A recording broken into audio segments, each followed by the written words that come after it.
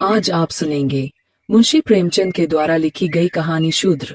गांव के सिरे पर एक माँ बेटी झोपड़ी में रहती थी। माँ विधवा थी तो बेटी कुंवारी। घर में और कोई आदमी न था। बेटी गौरा बाग से पत्तियां बटोर कर लाती तो माँ गंगा भार झोंकती थी। इससे सेर भर अनाज मिल जाता तो दोनों खाकर सो पड़ती थी। इसी से उनका गुजर बसर हो रहा था। हर माँ की तरह गौरा की माँ को भी हमेशा यही चिंता रहती थी कि किसी तरह उसकी बेटी की सगाई हो जाए। पति के मर जाने के बाद गंगा ने कभी दूसरा घर नहीं बसाया, नहीं कोई रोजगार शुरू किया था। तब भी माँ बेटी सुकून से रहती थीं। इस बात को लेकर गांव के लोगों पर माँ बेटी पर संदेह होता था।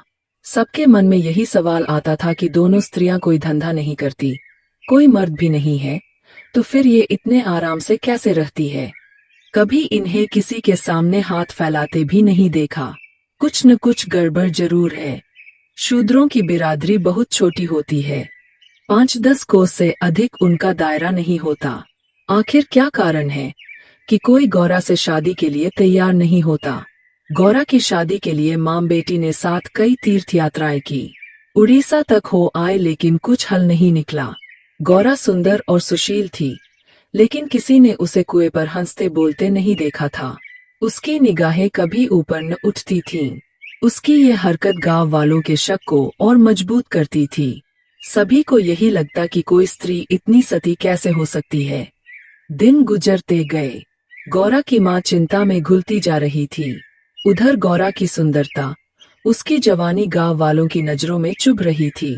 एक परदेसी गांव से दूर नौकरी की खोज में कलकत्ता जा रहा था। 10-12 कोस दूर पहुंचते उसे रात हो गई। उस समय वह एक गांव में पहुंचा था। वह लोगों से किसी कहार का घर पूछते हुए गंगा के घर पहुंचा। परदेसी को देख गंगा बहुत खुश हुई। गंगा में उस परदेसी से उसका नाम पूछा तो परदेशी ने बताया कि उसका नाम मंगरू है। इसके बाद गंगा ने मंगरू का खूब आदर सत्कार किया। उसके लिए अच्छे पकवान भी बनाए।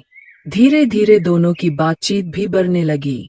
इसी दौरान शादी की चर्चा भी छिड़ गई। मंगरू नौजवान था। तभी उसकी निगाह गौरा पर पड़ी। गौरा एक सुंदर और शांत हाव भाव की लड़की थी, जिसे देखते ही मंगरू भी मोह में पड़ गया और वह झट से गौरा से सगाई के लिए मान गया। उसने 2-4 गहने खरीदे और कपड़े उधार लेकर सगाई कर ली। गंगा बेटी दामाद को अपनी नजरों से दूर नहीं करना चाहती थी, इसलिए दोनों गंगा के साथ ही रहने लगे। 10-15 दिन भी नहीं बीते थे कि मंगरू के कानों में कई तरह की बातें पड़ने लगी।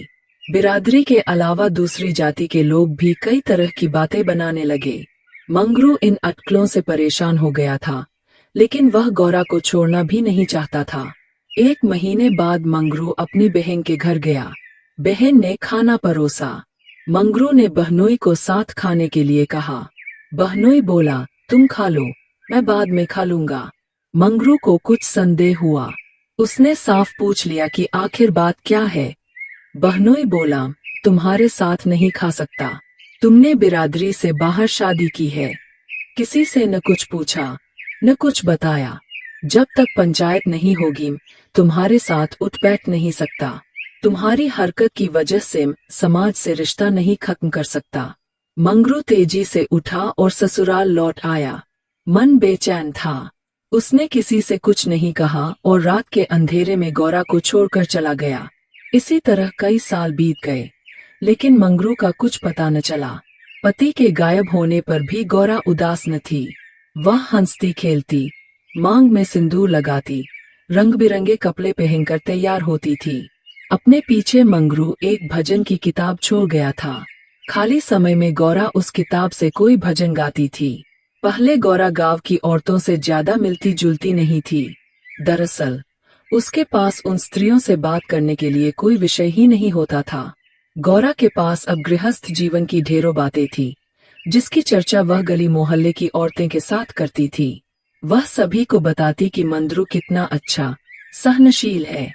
तभी वहां मौजूद एक स्त्री ने पूछ लिया, गौरा मंगरू तुम्हें छोड़कर क्यों चला गया। गौरा कहती, मर्द कभी ससुराल में रह सकता है भला, बाहर जाकर पैसे कमाना ही मर्द का असली काम है। वहीं जब कोई गौरा से ये सवाल करता कि मंगरू खत क्यों नहीं लिखता, इस पर गौरा मुस्कुरा कर कहती, अपना ठिकाना बताने से डरते हैं। जानते हैं कि गौरा सामने आ पहुंचेगी। सच कहूं तो मैं उनके बिना एक दिन भी नहीं रह सकती। एक सहेली बोली, तेरी बात हम नहीं मानते। जरूर मंगरू और तेरी लड़ाई हुई होगी, तभी इसी तरह बिना बताए वह तुझे छोड़कर चला गया। गौरा बोली, बहना, अपने भगवान से भी भला कोई लड़ता है क्या? जिस दिन ऐसी नौबत आई मैं कहीं जाकर डूब मरूंगी। कई दिनों बाद कलकत्ता से एक आदमी आया और गंगा के घर रुका। इत्तेफाक से वह मंगरू का पड़ोसी निकला। उसने कुछ पैसे और 2 साड़ियां गौरा के हाथ में थमाई और बोला कि मुझे मंगरू ने तुम्हें लेने भेजा है। ये सुनते ही गौरा की खुशी का ठिकाना न रहा। वह फटाफट जाने के लिए तैयार हो गई। गांव की औरतों से मिल आई और सबको अपने जाने की खबर दे आई। बेटी के जाने से गंगा मायूस थी, लेकिन साथ ही खुश भी थी। रास्ते भर गौरा के मन में हजारों अच्छे बुरे ख्याल आते रहे। बीच बीच में उसे अपनी माँ के अकेलेपन की भी याद आ जाती। डर सताता कि बेचारी अम्मा अकेले कैसे रहेगी, सारा काम अकेले करना पड़ेगा, बूढ़ी दिन भर रोती रहेगी। इसी उधेड़-बुन में रास्ता कट गया। लगभग 3 दिनों बाद गाड़ी कलकत्ता स्टेशन पहुंची। गौरा का दिल जोर से धड़क रहा था। वह प्लेटफार्म पर उतरकर मंगरू का इंतजार करने लगी। बूढ़ा बोला, मैंने आसपास सभी जगह देख लिया, लेकिन मंगरू तो कहीं दिखाई नहीं दे रहा है। शायद अब तक आया नहीं है। गौरा घबरा गई। तभी बूढ़ा बोला, चलो हम डेरा पर चलते हैं। उसे मालूम न था कि हम कौन सी गाड़ी से आ रहे हैं। ऐसे में भला उसकी राह देखने से कोई फायदा नहीं। गौरा बात मान गई और दोनों तांगे पर सवार होकर चल दिए। यह पहली बार था जब गौरा गांव से बाहर निकली थी। उसकी आंखें इधर-उधर चीजों को निहारने में लगी हुई थी। अचानक तांगा एक सुंदर और विशाल भवन के सामने रुका। गौरा उतरी और तेजी से सीढ़ियों के सहारे ऊपर चढ़ने लगी। मंगरू से मिलने की थोड़ी भी देरी उससे बर्दाश्त नहीं हो रही थी। तभी बूढ़े ने पहली मंजिल के एक कमरे की ओर इशारा करते हुए कहा, यह मंगरू का कमरा है। जाओ, वह अंदर ही पड़ा होगा। गौरा अंदर गई, लेकिन कमरे में कोई न था। कोने में खाट और 4-5 बर्तन पड़े हुए थे। वह बाहर आई और बूढ़े को बताया। बूढ़ा बोला, मंगरू काम पर गया होगा, शाम को लौटेगा। यहाँ वह किराए पर रहता है। कमरे में मंगरू को न पाकर गौरा थोड़ी मायूस हो गई, लेकिन शाम को मिलने की सोचकर मुस्काई और साफ सफाई में लग गई। उसने कमरे में झाड़ू लगाया, बर्तन धोए, नहा धोकर शाम का इंतजार करने लगी। राह देखते देखते देर शाम हो गई, लेकिन मंगरू का अब तक कोई पता न था। गौरा का मन फिर घबराने लगा। घना अंधेरा छा गया था, परंतु कमरे में एक दीपक तक न था। जब भी किसी की आहट होती तो गौरा को लगता मंगरू आया होगा, लेकिन दरवाजे पर कोई दस्तक न होती थी। कुछ देर बाद दस्तक हुई। गौरा दौड़ी और दरवाजा खोला। सामने बूढ़ा खड़ा था। गौरा बोली, वो अब तक आए क्यों नहीं आया? बूढ़ा बोला, अभी मैं मंगरू के दफ्तर से ही लौटा हूँ। साहब ने बताया कि मंगरू का ट्रांसफर हो गया है। मंगरू ने साहब से कई मिन्नतें की, लेकिन किसी ने उसकी एक न सुनी और दूसरी जगह भेज दिया। मैं दफ्तर से उसका नया पता ले आया हूँ। कल सुबह तुम्हें जहाज पर बैठा दूंगा, फिर तुम अपने मंगरू के पास चली जाना। गौरा घबरा कर बोली, जहाज में कितने दिन का सफर होगा? बूढ़े ने कहा, कम से कम 8 से 10 दिन तो जरूर लगेंगे, लेकिन घबराओ मत, तुम्हें कोई परेशानी नहीं होगी। तय बात के मुताबिक अगले दिन गौरा बूढ़े के साथ मंगरू के पास जाने के लिए निकली। बूढ़े ने उसे जहाज पर बैठाया और विदा किया। जहाज जैसे जैसे किनारे से अलग हो रहा था, वैसे वैसे गौरा को लग रहा था कि अब उसकी अम्मा, गांव सब पीछे छूट रहा है। चारों ओर पानी पानी देख गौरा का मन अजीब हो रहा था। अनजान जगह में मंगरू को कहाँ खोजेगी, यह सोच सोच कर उसका दिल बैठा जा रहा था। जहाज पर कई स्त्रियां और पुरुष सवार थे। गौरा उन्हें देख और उनकी बातें सुन रही थी। तभी उसकी नजर एक कोने में अकेली बैठी स्त्री पर पड़ी। गौरा ने हिम्मत कर उससे पूछा, कहाँ जा रही हो बहन? ये सुनते ही स्त्री की आंखें डबरबा गई। बोली, मुझे नहीं मालूम कि मैं कहाँ जा रही हूँ, बस जहाँ भाग्य ले जाए वहाँ चली जा रही हूँ। तुम कहाँ जा रही हो? गौरा बोली, मैं तो अपने मालिक के पास।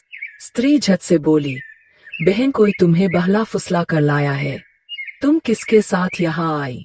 गौरा ने कहा, मुझे एक बूढ़ा ब्राह्मण यहाँ बैठा गया।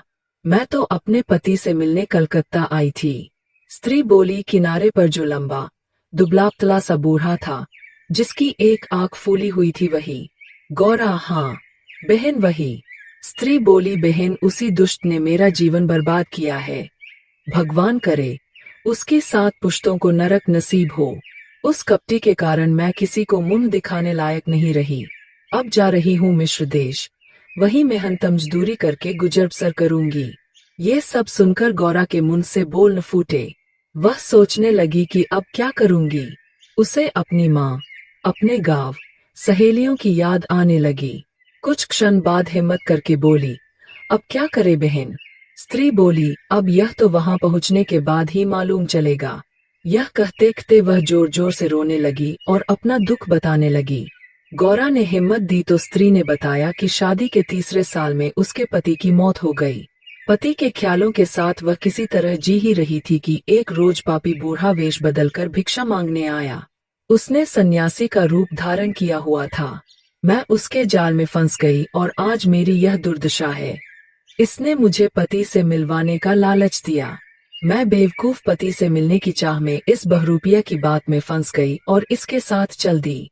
आगे की कहानी मुझे नहीं मालूम। अगले दिन जब मुझे होश आया तो मैं घर भी नहीं लौट सकती थी। अब बूढ़ा मुझे यहाँ ले आया और जहाज पर छोड़ गया है। स्त्री की बातें सुनकर गौरा को समझ नहीं आ रहा था कि वह क्या प्रतिक्रिया दे। वह बिल्कुल मौन हो गई थी। मंगरू से मिलन का सपना एक झटके में टूट गया था। गौरा को इस हाल में देख स्त्री बोली, भगवान पर भरोसा और साहस रखो बहन। हिम्मत पाकर गौरा बोली, मुझे अब तुम्हारा ही सहारा है। मैं और तुम दोनों अब साथ ही रहेंगे। स्त्री कुछ न बोली। दोनों एकटक नीले आकाश की ओर निहारने लगी। कई घंटों बाद जहाज किनारे पर पहुंचा। सभी यात्री उतरने लगे। तट पर मौजूद एक आदमी सभी यात्रियों के नाम लिख रहा था। अब गौरा के उतरने की बारी आई। जैसे ही उसने पाँव नीचे रखा, वह चौंक गई। उसके शरीर में करंट दौड़ गया। वह जड़ बन गई। न कुछ बोल पा रही थी और न ही पीछे से आवाज दे रहे यात्रियों की बात सुन रही थी। ऐसा लगा मानो दुनिया रुक गई हो। गौरा के सामने वह दृश्य था जिसकी उसने उम्मीद छोड़ दी थी। तट पर खड़ा व्यक्ति जो यात्रियों के नाम लिख रहा था, वह कोई और नहीं बल्कि मंगरू था। गौरा इस क्षण 7वें आसमान पर थी। उसकी खुशी छिपाए नहीं छिप रही थी। मंगरू ने अपना हाथ आगे बढ़ाया। गौरा ने प्रतिक्रिया न दी। इतने में यात्रा के दौरान मिली स्त्री ने गौरा को कोहनी मारी। गौरा लड़खड़ा गई। मंगरू ने उसे थाम लिया। स्त्री, क्या हुआ? इस आदमी को पहचानती हो? गौरा बोली, बहुत अच्छी तरह से। ये ही तो वे हैं जिनसे मिलने के लिए मैं घर से निकली। स्त्री बोली, अच्छा तो ये तुम्हारे पति है। अब तो तुम मेरे साथ ना आओगी, मुझे भूल जाओगी।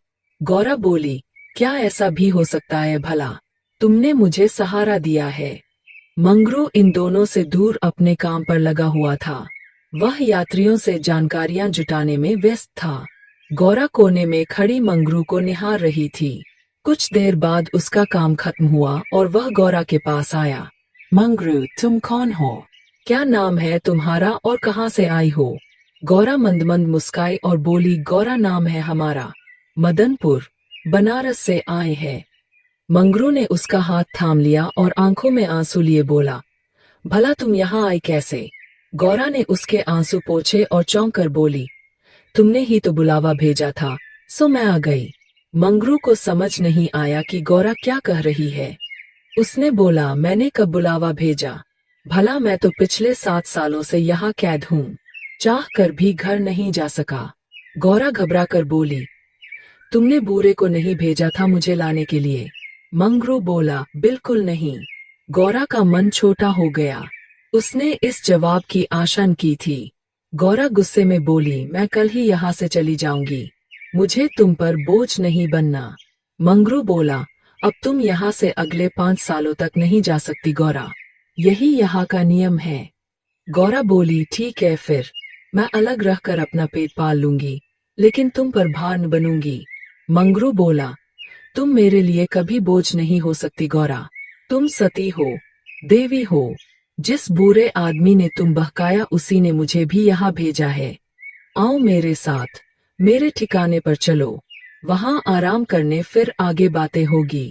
यह स्त्री कौन है तुम्हारे साथ? गौरा बोली, यह मेरी सहेली है, यात्रा के दौरान जहाज पर मिली। इसका यहाँ कोई नहीं अत, यह मेरे साथ ही रहेगी। मंगरू मान गया। तीनों लोग पैदल चल दिए। तभी सामने से दो लंबे चौड़े शरीर के आदमी आते दिखाई दिए। मंगरू के पास आकर दोनों आदमियों ने बोला, आज से ये दोनों औरतें हमारी। मंगरू के क्रोध का ठिकाना न था। मंगरू चिल्लाकर बोला, ये दोनों मेरे घर की स्त्रियां हैं, इन पर आंख तक न डालना। दोनों आदमी ठहाके लगाकर हंस पड़े। मंगरू का गुस्सा और बढ़ गया। तभी एक आदमी गौरा की ओर बढ़ा और उसका हाथ पकड़ने की कोशिश करने लगा। मंगरू चिल्लाया, छूना मत वरना अच्छा नहीं होगा। दोनों आदमी सहम गए और बाद में देख लेने की धमकी देकर आगे निकल गए। मंगरू, गौरा और उसकी सखी आगे बढ़ गए। मंगरू बोला, इसलिए मैं कह रहा था कि ये जगह तुम जैसी औरतों के लिए नहीं है। अचानक सामने से एक अंग्रेज आ पहुंचा। उसने मंगरू से कहा, जमादार, ये दोनों औरतें आज से मेरे कोठे में रहेंगी। मंगरू ने हाथ जोड़ लिए, बोला, साहब, यह मेरे घर की औरतें हैं, इन्हें जाने दीजिए। अंग्रेज बोला, झूठ मत बोलो तुम। गौरा की ओर इशारा कर उसने कहा।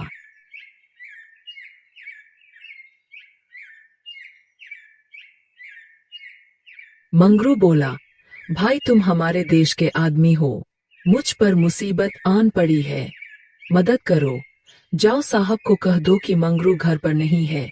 सिपाही बोला, न बाबा, वह बहुत गुस्से में है, मैं ऐसा कुछ नहीं कह सकता, तुम साथ चलो। मंगरू के पास कोई चारा न था, वह सिपाही के साथ निकल गया। मंगरू को सामने देख साहब जोर से चिल्लाया, वह औरत कहाँ है? कल तुम उसे मेरे कोठे पर क्यों नहीं लाए? मंगरू ने हाथ जोड़ लिए और बोला, वह मेरी पत्नी है साहब। साहब बोला, वह दूसरी कौन थी फिर? मंगरू, मालिक, वह मेरी बहन है। साहब गुस्से में बोला, हम कुछ नहीं जानते हैं, तुम उन दोनों में से किसी एक को लेकर आओ, जल्दी। मंगरू साहब के पैरों में गिर गया और रोने लगा, लेकिन साहब का दिल नहीं पसीजा। उसने आदेश दिया, जल्दी एक स्त्री को लेकर आओ वरना तुम्हें कोड़े पड़ेंगे। मंगरू कोड़े खाने को तैयार हो गया। साहब नशे में था, उसने न आव सो जानता। हंटर निकाला और कोड़े बरसाने शुरू किए। मंगरू की चीख निकल आई। साहब उसे लगातार कोड़े मारते रहे लेकिन वह अपने घर की औरतों की इज्जत देने को तैयार न हुआ। उसने अपने प्राण त्यागना बेहतर समझा। इधर गौरा और सखी कमरे में बैठे मंगरू की बाट देख रही थी। उन्हें क्या पता कि मंगरू पर क्या बीत रही थी। अचानक किसी के चीखने रोने की आवाज सुनाई पड़ी। कान लगाकर सुना तो कलेजा मुंह को आ गया। यह मंगरू की आवाज थी। गौरा दौड़कर दरवाजे पर पहुंची। मंगरू की आवाज सुनकर उससे रहा न गया तो आवाज के पीछे दौड़ गई। फाटक खुला था। गौरा, कोई है, आवाज देने लगी, लेकिन जवाब न मिला। वह अंदर जा पहुंची। सामने मंगरू खुले बदन लहूलुहान हुए खड़ा था और अंग्रेज उस पर चाबुक बरसा रहा था। गौरा से यह सहन नहीं हुआ। वह दौड़कर मंगरू से लिपट गई और बोली, इनके बदले जितना चाहो मुझे मार लो लेकिन इन पर दया करो। अंग्रेज खुश होकर गौरा से बोला, तुम यहाँ मेरे पास रहोगी तो मैं इसे छोड़ दूंगा। गौरा बहुत असहाय महसूस कर रही थी, कुछ न बोली। वहीं मंगरू दर्द से कहरा रहा था। जिस साथ के लिए वह यह सब कर रहा था, उसकी आंखों के सामने वह उससे छूट रहा था। गौरा ने दिल पर पत्थर रखकर कहा, मुझे तुम्हारी शर्त मंजूर है, लेकिन अपने पति के स्वस्थ होने के बाद मैं तुम्हारे पास आऊंगी। अंग्रेज बात मान गया। उसने मंगरू पर अत्याचार बंद किया और सिपाही को उसे अस्पताल में भर्ती कराने का आदेश दिया। मंगरू को अस्पताल ले जाया गया। गौरा भी उसके साथ थी। इलाज के दौरान गौरा एक क्षण के लिए भी मंगरू के सामने से नहीं हटी। 4 दिनों के इलाज के बाद मंगरू ने आंखें खोली। तय शर्त के मुताबिक अब गौरा को मंगरू का साथ छोड़ अंग्रेज के पास जाना था। यह उसे मंजूर नहीं था। ऐसे में उसने मरना बेहतर समझा। अस्पताल के बाहर नदी की धार बह रही थी। गौरा जाकर उसमें कूद पड़ी। आनन फानन में एक अस्पताल कर्मचारी दौड़ा मंगरू के पास आया और गौरा के नदी में कूदने की सूचना दी। मंगरू की आंखों के सामने अंधेरा छा गया। उसे कुछ समझ नहीं आया। दौड़कर नदी के सामने पहुंचा और छलांग मार दी। जीते जी जो कभी साथ नहीं रह पाए, अब वे दोनों परलोक की यात्रा में साथ जा रहे थे। कहानी से सीख। शूद्र कहानी से हमें यह सीख मिलती है कि व्यक्ति को अपना मन साफ और सच्चा रखना चाहिए।